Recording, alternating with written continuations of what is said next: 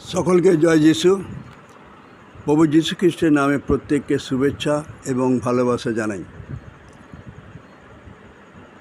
গতবারের ভিডিওর সাথে প্রথম যে ভিডিওটা করা হয়েছিল, সেই ভিডিওটা প্রযুক্তিগত কারণে এবং যান্ত্রিক গোলযোগের কারণে ভিডিওটা সম্পূর্ণ করতে পারিনি। সেই জন্যে প্রত্যেকে ক্ষমা করবেন। তার যেটা বাকি ছিল সেইটা আমি শুরু করতে চাই এবং পরবর্তীকালে এটা আমরা ধারাবাহিকভাবে আলোচনা করব। তাই আমরা প্রার্থনা করি। মঙ্গলময় স্বর্গের ঈশ্বর পিতা, তোমার প্রিয় যিশু নামে ধন্যবাদ করি, তোমার গৌরব করি, তোমার প্রশংসা করি, তোমার অসীম দয়া, তোমার অনুগ্রহ, তোমার করুণায় বিশেষ করে নিউ ওয়েসিস এনবিআই ক্লাসে তুমি আমাদের সুযোগ করে দিয়েছ। আজকের আলোচনার মধ্য দিয়ে প্রত্যেক এনবিআই ক্লাসের স্টুডেন্টস তারা যেন আধ্যাত্মিক জীবনে বৃদ্ধি পায় এবং তোমার গৌরবের কারণ হয়। প্রথম থেকে শেষ পর্যন্ত তোমার আত্মা দ্বারা পরিচালনা দাও। এই প্রার্থনা প্রভু যীশু খ্রিস্টের নামে চাই, আমেন।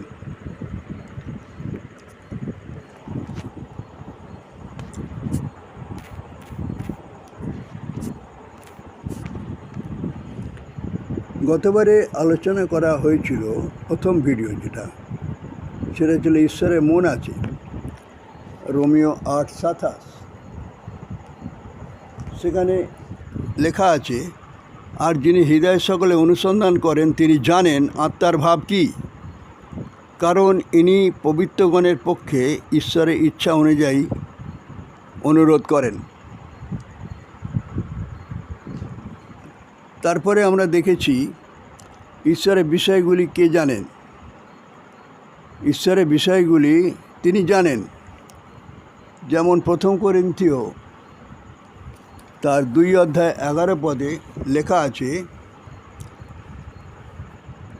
কারণ মনুষ্যের বিষয়গুলি মনুষ্যের মধ্যে কে জানে, কেবল মনুষ্যের অন্তরস্থ আত্মা জানে। তেমনি ঈশ্বরের বিষয়গুলি কেহ জানে না, কেবল ঈশ্বরের আত্মা জানেন। সুতরাং দেখা যায় এক ব্যক্তির মধ্যে যে সকল বিষয় থাকে, পবিত্র আত্মার মধ্যেও সেই সব বিষয় আছে। একটা ক্ষমতা বা শক্তির কোনো ইচ্ছা, মন বা অনুভূতি থাকতে পারে না, অথবা নিজেকে আমি বলে উল্লেখ করে কোনো কথা বলতে পারে না। এতে পরিষ্কার বোঝা যায় পবিত্র আত্মা একজন ব্যক্তি, তাই তাকে এটা বা ওটা বলে সম্বোধন করা উচিত নয়। এরপরে আমরা দেখব ঈশ্বরের আত্মার ঈশ্বরত্ব, পবিত্র আত্মার ঈশ্বরত্ব। পবিত্র আত্মা সত্যই ঈশ্বর, এই কথা আমরা জানি, কারণ পবিত্র বাইবেলে তাকে ঈশ্বর বলা হয়েছে। প্রেরিত 5:1-4। অননিয়া সফিরার গল্প। তারা জমি বিক্রি করেছিল, কিছুটা নিজেদের কাছে রেখে বাকিটা প্রেরিতদের কাছে নিয়ে এসেছিল এবং পিতর বুঝতে পেরেছিল যে সে মিথ্যা কথা বলছে এবং তিনি বলেছিলেন, তুমি মনুষ্যের কাছে মিথ্যা কথা বলোনি, তুমি ঈশ্বরের কাছে, পবিত্র আত্মার কাছে তুমি মিথ্যা বলিলে। সেই জন্যে তিনি সব কিছু জানেন। তার ঈশ্বরত্ব যে তিনি প্রকাশ করেছেন প্রেরিত পিতরের মধ্য দিয়ে, সেটা আমরা দেখতে পাই। এরপরে দেখব পবিত্র আত্মার বৈশিষ্ট্য বা গুণ। ক, তিনি আত্মা। খ, তিনি পবিত্র। গ, তিনি অদৃশ্য। আগে আমরা অন্য শিক্ষকদের কাছে এই 3টি গুণের কথা শুনেছি। তো এরপরে আমরা দেখব ঘ, তিনি অনন্ত। ইব্রিয় 9:14। জগতের প্রত্যেক সৃষ্টির একটা আরম্ভ আছে, একমাত্র ঈশ্বরই অনন্ত। পবিত্র আত্মা পিতার কাছ থেকে এসেছেন এবং পুত্রের দ্বারা প্রেরিত হয়েছেন। যোহন 15:26 পদ। তিনি সর্বশক্তিমান।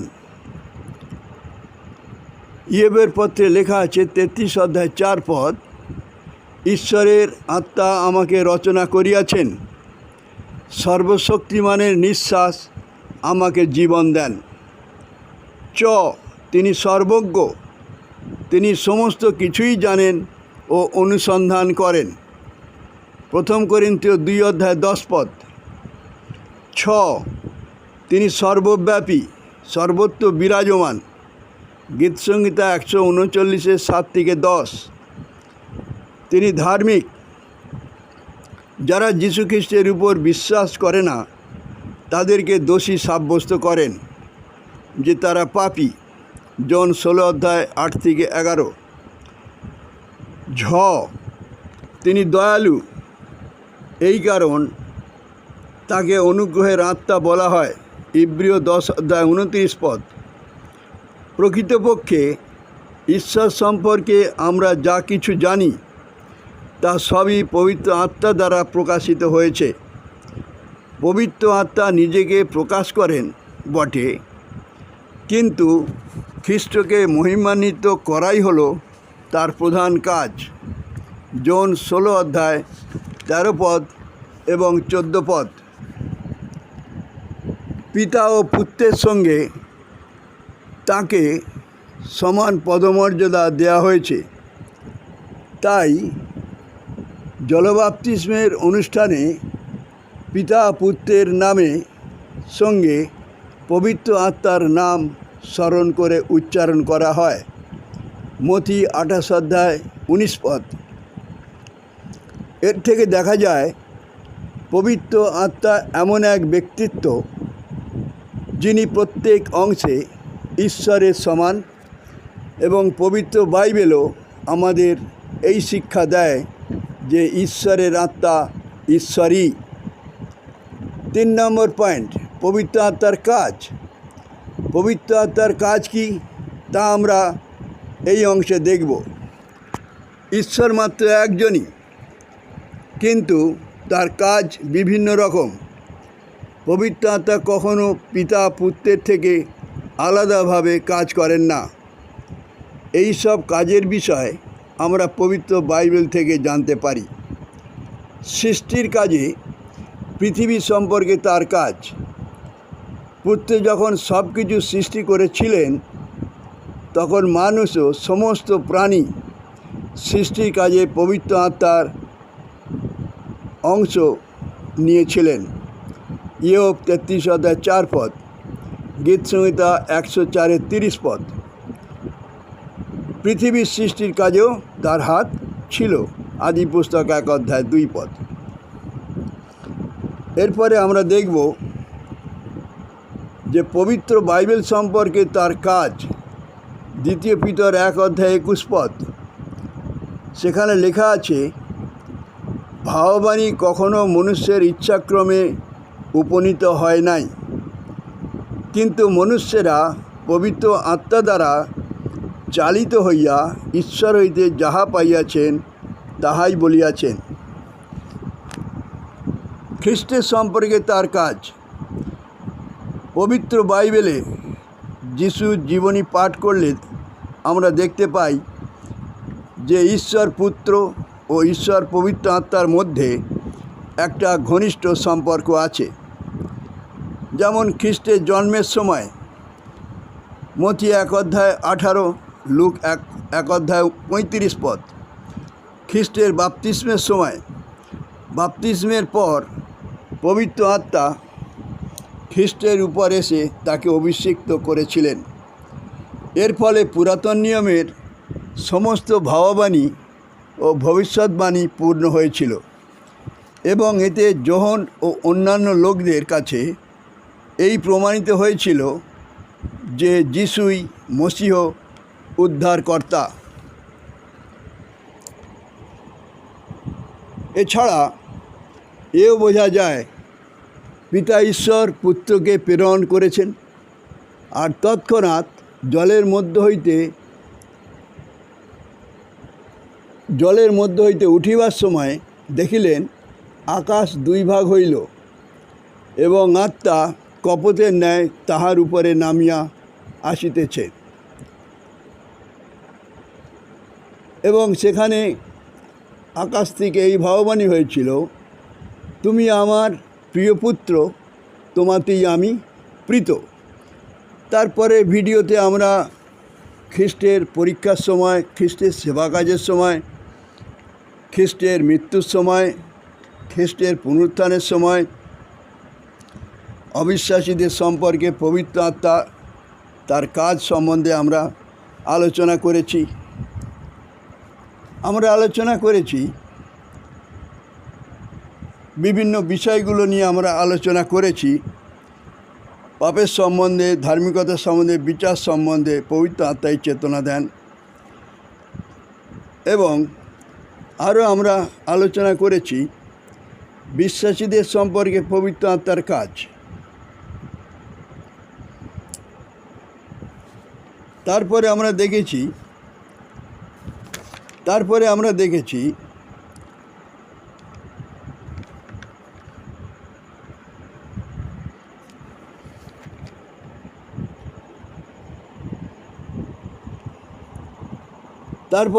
দেখেছি যে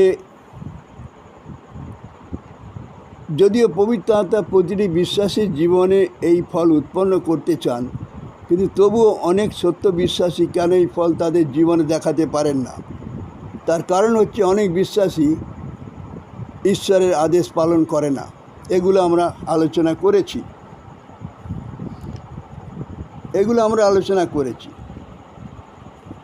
তারপরে আমরা আলোচনা করেছি যে তিনি কাউকে তার পাপ পরিত্যাগ করে পবিত্র জীবনযাপন করার জন্য জুলুমও করেন না। তারপরে আমরা দেখেছি যে পবিত্র আত্মা যখন দুঃখিত হন তখন কি করা উচিত। সেই জন্য আমাদের পাপ স্বীকার করার কথা। ঈশ্বরের প্রতিজ্ঞা অনুসারে আমাদের পাপ সকল স্বীকার করতে হবে, নিজেকে ঈশ্বরের কাছে সমর্পণ করতে হবে। এই সমস্ত বিষয় আমরা আলোচনা করি। কেন পবিত্র আত্মায় পূর্ণ হবার আদেশ এফেসীয় 5:18 সেখানে লেখা আছে, আত্মায় পরিপূর্ণ হও। সেই জন্য যদি আমি অনুতাপ সহকারে ঈশ্বরের কাছে ফিরে এসে প্রার্থনা করি, তাহলে আমরা আমাদের পাপ অঙ্গ প্রত্যঙ্গ সমর্পণ করি, তিনি আমাদের প্রার্থনার উত্তর দেন এবং নিশ্চিত হতে পারি যে তিনি আমাকে আত্মায় পরিপূর্ণ করেছেন। এই সমস্ত বিষয়ে আমরা আলোচনা করেছি। নতুন বিশ্বাসীদের সম্বন্ধে আমরা আলোচনা করেছি। তারপরে আমরা আলোচনা করেছি যে আমরা অনুভব করতে পারি না, পবিত্র আত্মা যে আমাদের মধ্যে আছেন আমরা অনুভব করতে পারি না, কিন্তু বিশ্বাস করি। সেই জন্যে আপনি পবিত্র আত্মাকে দেখতে হয়তো পান না, অনুভব করতে পারেন না যে তিনি আপনার হৃদয়ে বাস করছেন, তবে আপনি তার কাজের দ্বারা বুঝতে পারবেন যে তিনি আপনার মধ্যে আছেন। এই সমস্ত বিষয়ে আমরা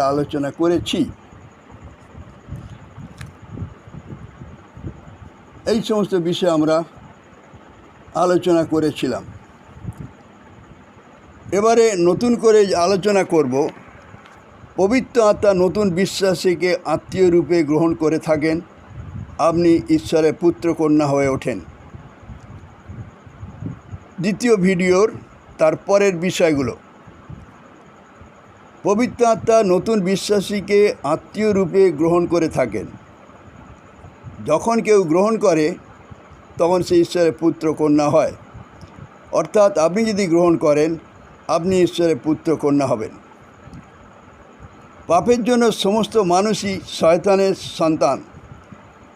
যদি খ্রিস্ট গর্বিত জিহুদীদের ধর্মীয় নেতাদের বলেছিলেন, তোমরা আপনাদের পিতা দিয়াবলের এবং তোমাদের পিতার অভিলাষ সকল পালন করাই তোমাদের ইচ্ছা। সে আদি হইতেই নরঘাতক, সত্যে থাকে নাই, কারণ তাহার মধ্যে সত্য নাই। সে যখন মিথ্যা বলে তখন আপনা হইতেই বলে, কেননা সে মিথ্যাবাদী ও তাহার পিতা। যোহন 8:44। যে মুহূর্তে কোনো ব্যক্তি যীশু খ্রিস্টকে তার উদ্ধারকর্তা বলে হৃদয়ে গ্রহণ করে, সেই মুহূর্তে সে এক নতুন জীবন পায়, পরিবারের একজন সন্তান কন্যা বলে গণিত হয়।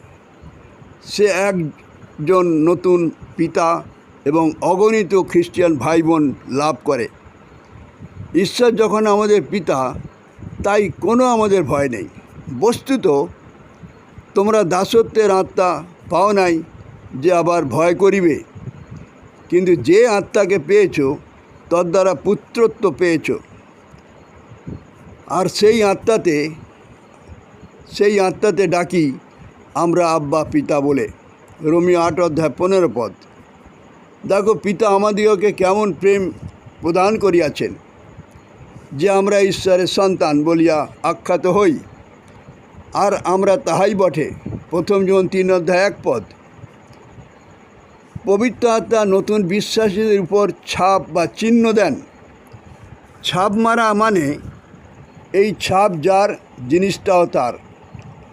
অনেকে বইয়ের উপর নিজের নাম বা অন্য কোনো রকম ছাপ মারেন, যাতে প্রমাণিত হয় যে বইটা তার নিজের, আর কারো নয়। চিঠিপত্রের উপরে সরকারি টিকিট দেখে আমরা বুঝতে পারি যে চিঠিটা কোন দেশ থেকে এসেছে। ঠিক সেইভাবে পরিত্রাণ পাবার সময় পবিত্র আত্মা নতুন বিশ্বাসীর উপর ছাপ বা মুদ্রাঙ্কিত করেন। সেই ছাপ বাইরে থেকে দেখা যায় না, কারণ সেই ছাপ বিশ্বাসীর অন্তরে মারা হয়। আত্মিকভাবে বিশ্বাসীর অন্তরে মারা হয় যে সে চিরকালের জন্য ঈশ্বরের হয়ে যায়। মুক্তির জন্য, ঈশ্বরের প্রশংসার জন্য, উত্তরাধিকারের জন্য, অর্থাৎ ঈশ্বরের রাজ্যে অধিকার পাওয়ার জন্য। এটা হলো তার অধিকারের জন্য বায়না। ইফিসীয় 1:13-14, 2 করিন্থীয় 1:21 এবং 22। পবিত্র আত্মা নতুন বিশ্বাসীকে এক নতুন স্বভাব দান করেন। পরিত্রাণ পাবার সময় পবিত্র আত্মা বিশ্বাসীকে এমন একটি পবিত্র সুন্দর স্বভাব দান করেন যে ঈশ্বরের পথে চলতে ভালোবাসে। বিশ্বাসীরা সারা জীবন ধরে পবিত্র আত্মা তার অন্তরে এমনভাবে কাজ করে চলেন, যার দ্বারা ক্রমে ক্রমে সে যীশু খ্রিস্টের মতো হবার চেষ্টা করে। এই নতুন স্বভাবের সঙ্গে সেই বিশ্বাসী নিজের পাপ স্বভাবের বিরুদ্ধে অবিরত যুদ্ধ করতে থাকে। বিশ্বাসী যখন তার পুরনো পাপ স্বভাবকে প্রশ্রয় দেয়, তখনই সে পাপ করে ফেলে। ইফিসীয় 4:22-24। এই পর্যন্ত আজ। পরবর্তী সময় দেখব মণ্ডলী সম্পর্কে পবিত্র আত্মার কাজ। সকলকে জয় যিশু। ভালো থাকবেন।